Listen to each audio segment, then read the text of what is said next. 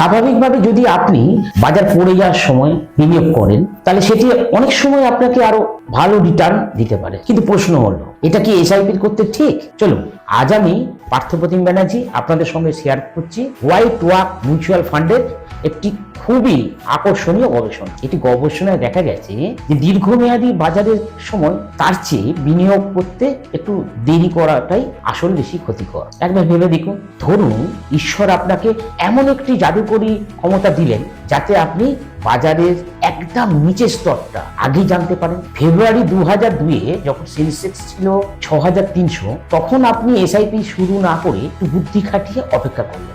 আর ঠিক বাজারের নিচের স্তরে অর্থাৎ সেপ্টেম্বর 2009-এ যখন সেন্সেক্স প্রায় 2900, তখন এসআইপি শুরু করলেন। এই 19 মাসের দেরিতে আপনি প্রায় 1,90,000 কম বিনিয়োগ করেছেন।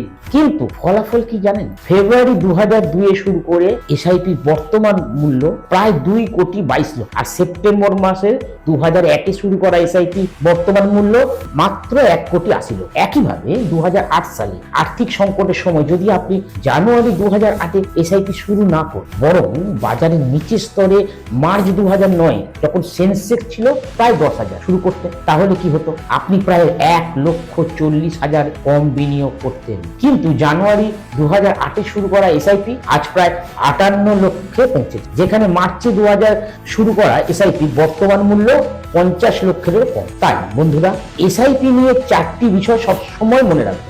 আগে শুরু করুন, নিয়মিত বিনিয়োগের শৃঙ্খলা বজায় রাখুন, দীর্ঘমেয়াদী বিনিয়োগ ধরে রাখুন, এবং কোন তারিখে কত ঘন ঘন বা বাজারে কোন পর্যায়ে বিনিয়োগ করছেন সেটা নিয়ে বেশি ভাববেন না। ধন্যবাদ, ভালো থাকবেন, নমস্কার। Fund investments are subject to market risk. Read all scheme-related documents carefully.